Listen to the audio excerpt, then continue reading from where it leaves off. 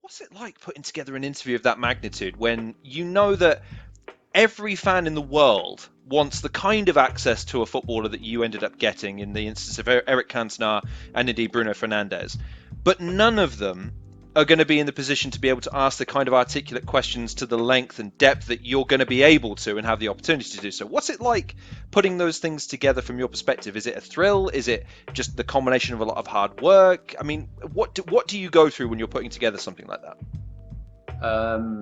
That's a really good question. And that's what I say when I'm trying to buy myself time to give an answer. Cha la la la la. Yeah. I shall do my happy dance for him until he comes up with an answer. No, I think there is there's several things going on in my head when that happens. One is I have a job to do, right? And as you say, that access is quite rare, and therefore you have to make the most of it. And I have to make sure that when I'm sending that back to my editor, or whoever's going to be editing it afterwards, it needs to be, what you hope it would be for that time. That doesn't always happen. The other side of it is, there is that moment where you're like, shit, loads of people would love to do this, right? And there's times in sports journalism, as there is, I'm sure, with absolutely every career, where you have frustrations and anxieties and you get fed up with people and you're moaning, because that's what we do, right? That's what we do in life. Like, we all think we have it hard, every so often, and we all think it could be better, and this could be better, and they could be better, and everything like that. But those are the moments where you're like, this is the best job in the world. This is the best job in the world. And there are, I'd say, hundreds of thousands, maybe millions of people that would love to have that opportunity. So it's about enjoying it as well. That's one of the things that I probably need to get better at, is just making sure you actually enjoy these moments, as well as, do them well from a professional point of view, but actually make sure you're always having fun with it as well, right? 100%. I think. Well, I'm reminded of. Oh God, I'm becoming an aunt.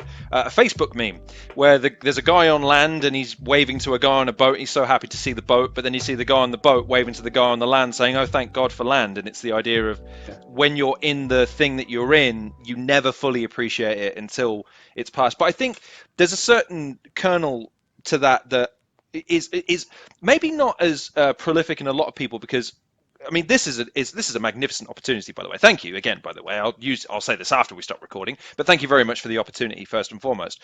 But like you say, and it's weird because you would think footballers wouldn't be so reticent to give interviews, but when you think about their plight for more than 2 seconds, where you know that every single thing that they say is going to be analysed by every publication on the face of the planet for is this an indication of a transfer rumour? Is this a spat? Is this potential rift with another? And it's like, of course they're not going to talk to many people. So the kind of implied trust and the kind of the benefits that they're looking to draw versus the negativity, that opportunity has to be exclusive. It has to be extremely rare, and you have to be careful with it. So you have to kind of agonize over it a little bit, which makes it difficult to enjoy.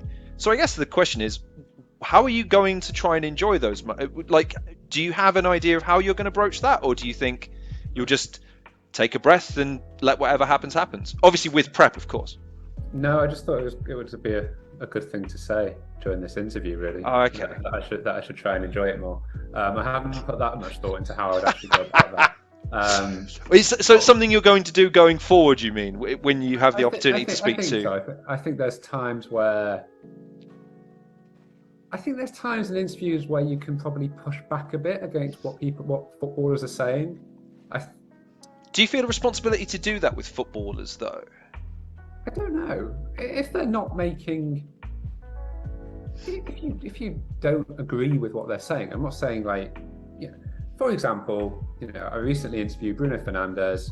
I asked him about playing with Cristiano Ronaldo, and he gives me an answer which is very, very good from a media perspective for Bruno Fernandes, right? quite a compellingly told answer saying, I actually enjoy playing with him and it helps me in this way and that way and that way and that way. And I kind of just sort of accepted that. And part of me, when I was sort of watching it back, listening to it back, was thinking I could have followed up there and said, but actually, does that ring true? Does that really ring true? What you've just said there. Could I press you a bit harder? Equally, they're just footballers. Talking about playing with a different footballer, like, it doesn't matter. We're not saving lives here. There's other stories you might work on where it matters a lot more to be pushing a bit harder and asking questions and things like that.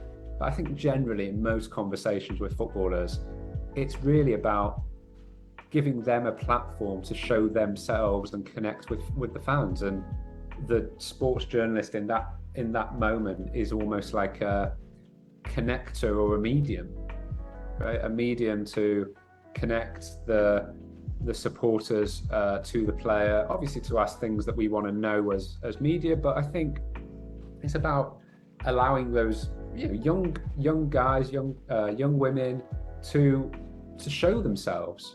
And because that's a really hard thing to do when you're having to play players who are like 19, 20.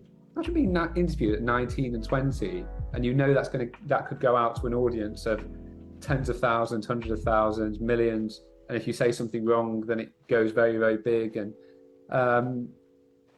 so I have quite a lot of empathy for footballers when they're doing these interviews, because it's quite a hard thing to do. And they're at the same time, they're then like overtrained and media trained to the point where they just sort of don't really say anything at all. And then everyone becomes a bit frustrated with them. And it doesn't really become a pleasurable experience for anyone. But I understand why that's developed, because of the way that maybe players have tripped up in the past or been one slip of the tongue and they're a meme now. So 100% you can understand it. Exactly. It's like it's someone like Harry Maguire, for example, gets a load of stick. He leans up against one fence at a World Cup and he'll never live it down.